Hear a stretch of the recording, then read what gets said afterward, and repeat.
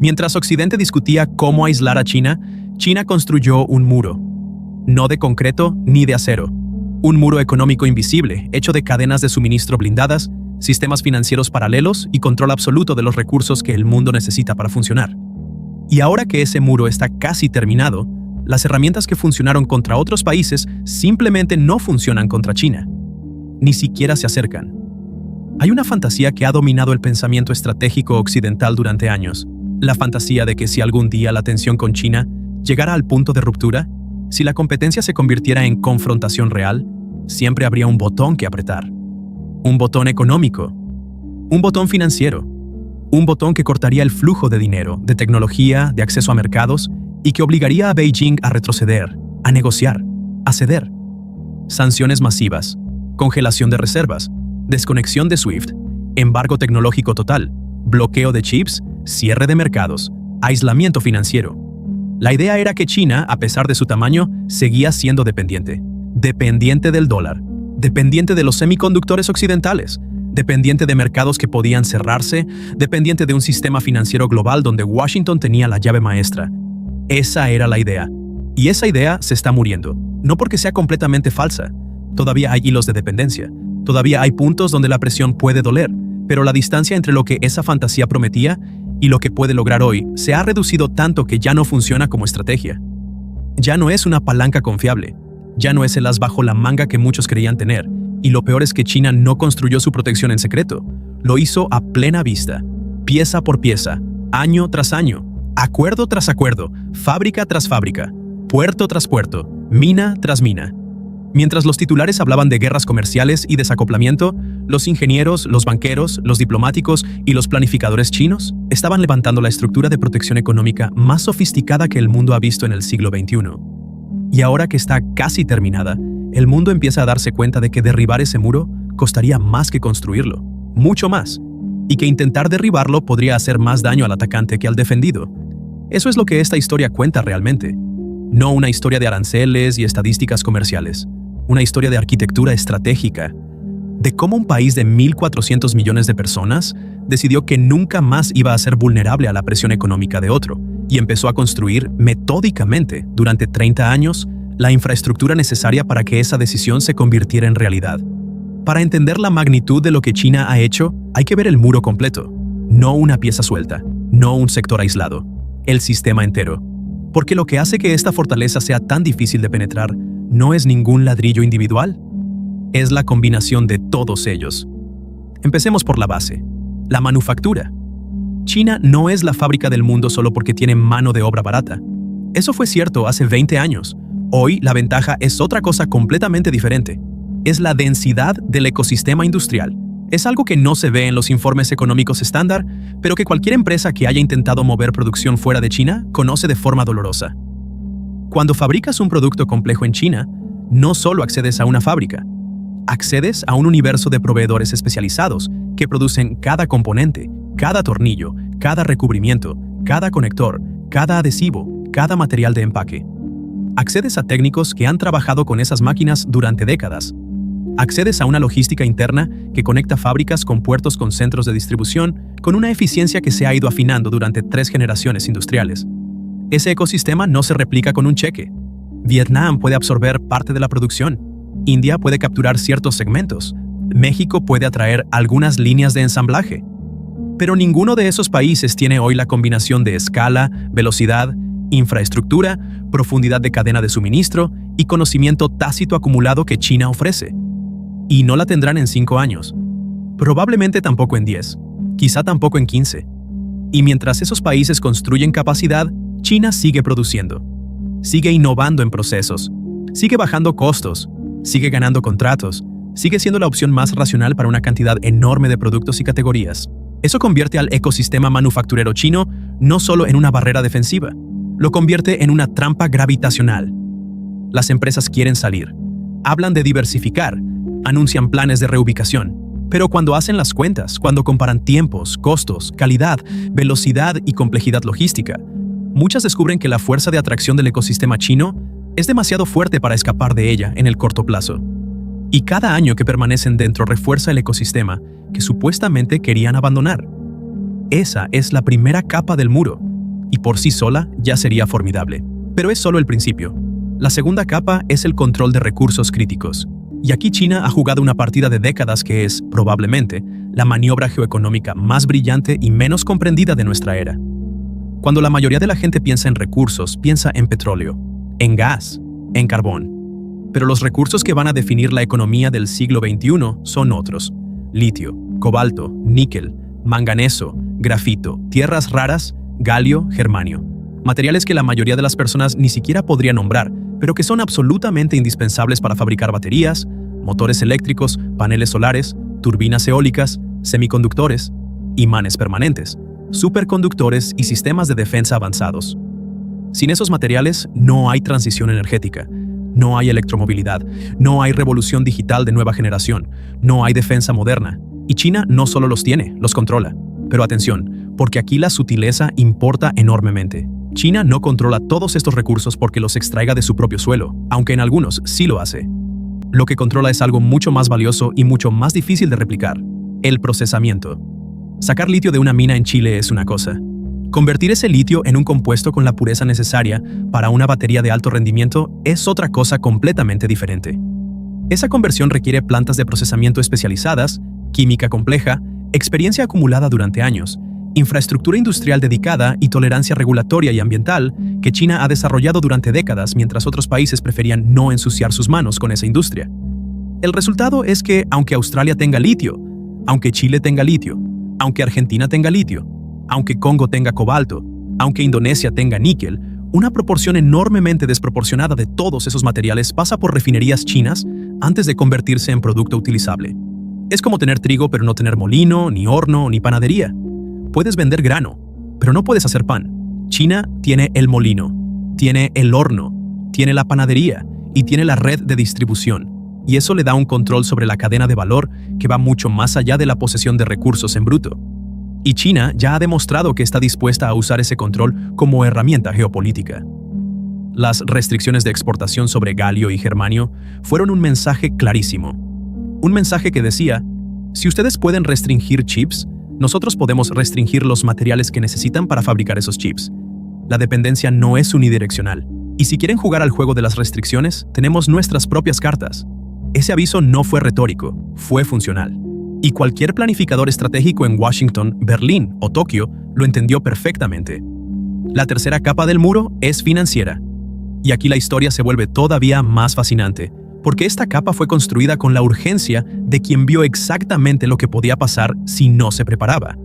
Cuando Estados Unidos y sus aliados congelaron cientos de miles de millones de dólares en reservas del Banco Central ruso después de la invasión de Ucrania, el impacto geopolítico fue enorme. Pero el impacto pedagógico fue quizá mayor, porque cada país del mundo que tiene reservas significativas denominadas en dólares o euros, custodiadas en instituciones occidentales, recibió una lección involuntaria pero inequívoca. Tu dinero no es realmente tuyo si está guardado en la casa de tu rival. Nadie aprendió esa lección con más rapidez y más determinación que China. Beijing ya venía trabajando en reducir su vulnerabilidad financiera desde antes de la crisis ucraniana. Pero después de ella, el proceso se aceleró visiblemente. La exposición china a bonos del Tesoro estadounidense ha disminuido de forma constante. No de golpe, eso habría causado una crisis en los mercados, que también habría dañado a China, sino gradualmente. Mes a mes, trimestre a trimestre, reemplazando dólares por otros activos, diversificando, desconcentrando. Al mismo tiempo, China ha acumulado oro físico a un ritmo que la ha convertido en uno de los mayores compradores del planeta. Oro que no está en una cuenta digital, en un banco de Nueva York. Oro que está en bóvedas chinas, en territorio chino, bajo jurisdicción china. Oro que ningún decreto ejecutivo extranjero puede congelar, bloquear o confiscar. Pero la parte más sofisticada de la capa financiera no es lo que China ha dejado de comprar. Es lo que ha construido como alternativa. El sistema SIPS, el sistema de pagos interbancarios transfronterizos en yuanes, es la respuesta china a SWIFT. No es un reemplazo directo. No procesa los mismos volúmenes, no tiene la misma cobertura global. Pero esa comparación pierde el punto por completo. SIPS no fue diseñado para ganarle a SWIFT en tiempos normales. Fue diseñado para funcionar cuando SWIFT deje de estar disponible para China. Esa distinción lo cambia todo. No necesitas que todo el mundo use tu sistema todos los días. Solo necesitas que funcione lo suficientemente bien cuando llegue el día en que el otro sistema se cierre. Y China ha pasado años ampliando CHIPS, sumando bancos, sumando países, sumando volúmenes, probando la infraestructura, refinando los protocolos. Cada año el sistema es un poco más robusto, un poco más confiable, un poco más capaz de sostener los flujos mínimos necesarios en un escenario de crisis. A eso se suman los acuerdos bilaterales de intercambio de divisas. China ha firmado currency swaps con docenas de bancos centrales en todo el mundo, con Arabia Saudita, con Brasil, con Argentina, con Rusia, con Indonesia, con Sudáfrica, con Pakistán, con Turquía, con Emiratos Árabes. La lista sigue creciendo. Cada acuerdo individual parece menor, pero juntos forman una red alternativa de liquidez internacional que permite comerciar en yuanes sin necesitar dólares como intermediario. Una red que no pasa por Nueva York, que no depende de la Reserva Federal, que no puede ser cortada con una llamada telefónica del Departamento del Tesoro. Y luego está el ataque silencioso al petrodólar. Durante décadas, el hecho de que el petróleo se cotice y se pague en dólares ha generado una demanda estructural permanente de la moneda estadounidense que sostiene su valor y su centralidad en el sistema global. Pero China ha negociado acuerdos de compra de energía denominados en yuanes con productores clave. Cada contrato así firmado es una perforación más en ese pilar. No lo derrumba de un día para otro, pero lo debilita de forma acumulativa. Y las debilidades acumulativas son las más difíciles de reparar porque avanzan tan lento que nadie suena la alarma hasta que es demasiado tarde. La cuarta capa del muro es la diversificación comercial. Y esta es quizá la más subestimada de todas. China no ha dejado de comerciar con Occidente. Sería irracional hacerlo. Pero ha reducido sistemáticamente la proporción de su comercio total que depende de Estados Unidos y Europa. Ha reequilibrado sus relaciones hacia el sur y hacia el este. El sudeste asiático se ha convertido en el mayor socio comercial de China. El comercio con África se ha multiplicado. Las relaciones con Oriente Medio se han profundizado en dimensiones que van mucho más allá del petróleo. América Latina recibe más inversión china cada año. Y Asia Central se ha convertido en un corredor estratégico cada vez más integrado con la economía china. La iniciativa de la Franja y la Ruta es la infraestructura física de esta diversificación. Puertos en África Oriental, ferrocarriles en Asia Central, carreteras en el sudeste asiático, plantas de energía en Oriente Medio, cables submarinos de fibra óptica, zonas económicas especiales. Cada proyecto individual puede parecer un préstamo comercial más, pero el patrón agregado es una red de presencia económica global que da a China algo que muy pocos países tienen: redundancia. Si un mercado se cierra, hay otros 20. Si un puerto se bloquea, hay rutas alternativas. Si un país impone sanciones, otros compran con gusto lo que ese país rechaza. Cuantos más socios comerciales tienes, menos poder tiene cualquiera de ellos para hacerte daño. Y China ha pasado 2 décadas multiplicando esos socios con una disciplina que combina préstamos, inversión directa, diplomacia económica y cooperación técnica. La quinta capa es tecnológica, y aquí el muro se ha construido bajo fuego, lo cual lo hace todavía más notable. Cuando Estados Unidos impuso restricciones sobre chips avanzados y equipos de fabricación de semiconductores, el objetivo era claro: cortar el oxígeno tecnológico que alimentaba el desarrollo chino en inteligencia artificial, supercomputación y defensa avanzada. Sin los mejores chips, China quedaría atrás. La brecha se ampliaría. La superioridad occidental quedaría protegida. La lógica era impecable en la pizarra, pero ignoraba algo fundamental: la diferencia entre frenar temporalmente y detener permanentemente. Y esa diferencia es enorme. Pero la fortaleza tecnológica de China va mucho más allá de los semiconductores. Porque mientras el debate público se centraba en chips, China estaba consolidando posiciones dominantes en tecnologías que serán igualmente críticas para la economía del futuro. En baterías de litio, China produce más del 70% del total mundial. No es una ventaja marginal, es dominio absoluto. En paneles solares, la participación china supera el 80% de la producción global. Los precios son tan bajos que ningún competidor puede igualarlos sin subsidios masivos. En vehículos eléctricos, China es el mayor productor y el mayor mercado del planeta. BYD compite directamente con Tesla y con marcas europeas que llevan más de un siglo fabricando coches. En infraestructura 5G, Huawei y ZTE son referencia en decenas de países, especialmente en el sur global. En drones comerciales, DJI domina globalmente de una forma que ningún competidor occidental ha podido desafiar seriamente. En energía nuclear civil, China está construyendo más reactores que cualquier otro país. En trenes de alta velocidad, tiene la red más extensa del planeta. En inteligencia artificial aplicada, compite directamente con Estados Unidos en reconocimiento facial. conducción autónoma, procesamiento del lenguaje natural y docenas de aplicaciones industriales. Ese dominio acumulado no es accidental. Es resultado de una política industrial de largo plazo que identifica sectores estratégicos, canaliza recursos masivos hacia ellos, utiliza el mercado interno gigantesco como campo de pruebas y lanzamiento, y luego despliega producción hacia mercados de exportación con escala y costos que los competidores encuentran extremadamente difíciles de igualar.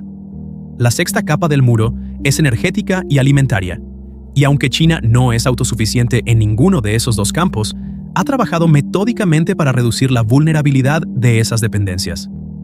En energía, la inversión masiva en renovables, nuclear y electromovilidad tiene un objetivo que va más allá de la agenda climática: reducir la dependencia estructural de petróleo importado que durante décadas ha sido un punto débil estratégico. Cada panel solar instalado en China es un barril de petróleo que no necesita importar. Cada vehículo eléctrico en sus calles es un litro de gasolina que no tiene que cruzar el estrecho de Malaca. Y los gasoductos con Rusia son la póliza de seguro geográfica. Si las rutas marítimas se vuelven inseguras, si una crisis en el Golfo Pérsico interrumpe el suministro, la energía rusa por tubería sigue fluyendo. No es una solución perfecta, no cubre todo el déficit, pero proporciona una base mínima de suministro energético que no depende de barcos cruzando océanos controlados por la armada de tu principal rival. En alimentos, China ha impulsado producción interna, ha mecanizado el campo a un ritmo acelerado, ha construido reservas estratégicas de granos, que son las más grandes del mundo, y ha diversificado proveedores para no depender de un solo origen. Todavía importa cantidades enormes de soja, especialmente de Brasil y Estados Unidos, pero ha creado suficiente redundancia para que un corte parcial no se convierta en crisis alimentaria inmediata. La séptima capa es el mercado interno, y este es quizá el activo más subestimado de todo el muro. 1.400 millones de personas no son solo trabajadores, son consumidores, son usuarios, son clientes, son el mercado más grande del mundo por volumen humano. Cuando China desarrolla una tecnología, puede probarla, perfeccionarla y escalarla dentro de sus propias fronteras antes de exportarla. Los paneles solares se abarataron en parte porque China los desplegó masivamente en casa. Los vehículos eléctricos se volvieron competitivos porque decenas de millones de compradores chinos los adoptaron primero. Las aplicaciones de inteligencia artificial se refinaron con datos generados por cientos de millones de usuarios. Esa escala interna es un subsidio implícito a la competitividad que ningún arancel puede neutralizar y que ningún programa de subsidios occidental puede replicar fácilmente. Porque no se trata solo de dinero, se trata de volumen de usuarios, de ciclos de retroalimentación, de iteración a escala masiva. Pero el mercado interno también funciona como amortiguador estratégico. Si las exportaciones caen por guerras comerciales, si los aranceles suben, si los mercados occidentales se cierran parcialmente, el consumo doméstico puede absorber parte del impacto. No perfectamente, no sin dolor ni ajustes, pero lo suficiente para evitar el colapso que algunos adversarios fantasean cuando hablan de aislar a China. Un país con un mercado interno de ese tamaño nunca está completamente a merced de sus socios comerciales externos. Siempre tiene un colchón. Siempre tiene demanda interna que mantiene la maquinaria funcionando a un nivel mínimo viable. Y eso es algo que ninguna sanción puede eliminar, porque no puede sancionar el consumo doméstico de otro país. La octava capa es institucional. Y aquí hay que ser honestos sobre algo que muchos prefieren evitar. El sistema político chino, con todos sus problemas y todas sus carencias en derechos y libertades, tiene una ventaja funcional específica en la competencia económica de largo plazo. Puede mantener una dirección estratégica durante décadas sin que un cambio de gobierno la modifique. Cuando Beijing decide que la autosuficiencia en semiconductores es prioridad nacional, los fondos fluyen durante 10 años seguidos sin que una elección intermedia los recorte. Cuando decide que la producción de baterías debe dominar globalmente, la política industrial se mantiene consistente durante el tiempo necesario para construir escala. Cuando decide que la diversificación financiera es urgente, el proceso avanza año tras año sin interrupciones. En Occidente, las prioridades cambian con cada ciclo electoral. Los subsidios de hoy pueden ser los recortes de mañana. Las estrategias industriales de una administración pueden ser revertidas por la siguiente. Las inversiones a largo plazo en capacidad industrial pueden ser canceladas si el clima político cambia. Y esa inconsistencia temporal es una debilidad estructural en una competencia donde la paciencia y la constancia son ventajas decisivas. China puede esperar, puede planificar a 20 años, puede invertir hoy sabiendo que la dirección no cambiará mañana. Y esa paciencia en la construcción de fortalezas económicas vale más que muchos presupuestos.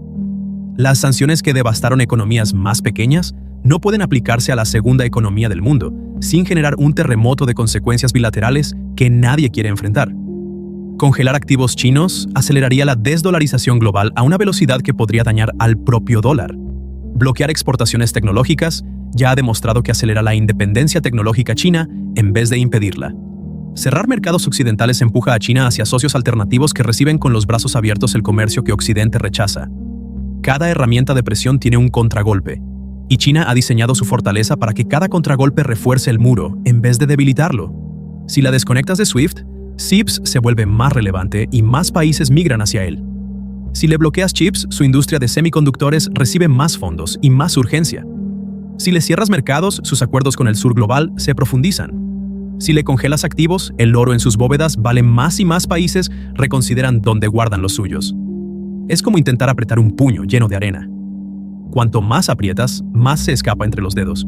Y lo que queda no es un puño lleno, sino una mano vacía y un adversario que se ha dispersado en direcciones que ya no puedes controlar. Eso es ingeniería estratégica de primer orden. No es suerte, no es inercia, no es casualidad. Es diseño deliberado ejecutado con paciencia, con recursos y con una visión a largo plazo que la mayoría de las democracias occidentales encuentran estructuralmente difícil de igualar. Y aquí está la paradoja final. La paradoja que Washington no sabe cómo resolver y que probablemente sea el dilema estratégico más importante del siglo XXI en materia económica. Si presionas demasiado, aceleras la independencia china. Empujas a Beijing a construir más rápido las alternativas que estás intentando negarle. Cada sanción se convierte en un argumento político interno para duplicar la inversión en autosuficiencia. Cada restricción valida la narrativa de que Occidente es hostil y de que la única seguridad posible es la que construyes tú mismo. Pero si no presionas lo suficiente, China sigue consolidando posiciones que la hacen cada vez más resistente a presión futura. Sigue acumulando capacidad, sigue diversificando, sigue construyendo alternativas, sigue subiendo el muro ladrillo a ladrillo mientras el mundo debate si el muro existe. Presionar mucho es contraproducente. Presionar poco es insuficiente. Y el punto exacto de presión óptima, si es que existe, es tan difícil de calibrar que ningún estratega en el mundo puede garantizar haberlo encontrado. Ese es el verdadero problema, no la falta de opciones, sino la falta de opciones que funcionen sin consecuencias inaceptables. Y lo más inquietante de todo es que Occidente ayudó a construir parte de esta fortaleza. Cada año de globalización irrestricta en el que las empresas occidentales invirtieron en China, trasladaron producción, abrieron centros de investigación, compartieron tecnología y entrenaron ingenieros fue también un año en el que China aprendió, copió, mejoró, acumuló, escaló.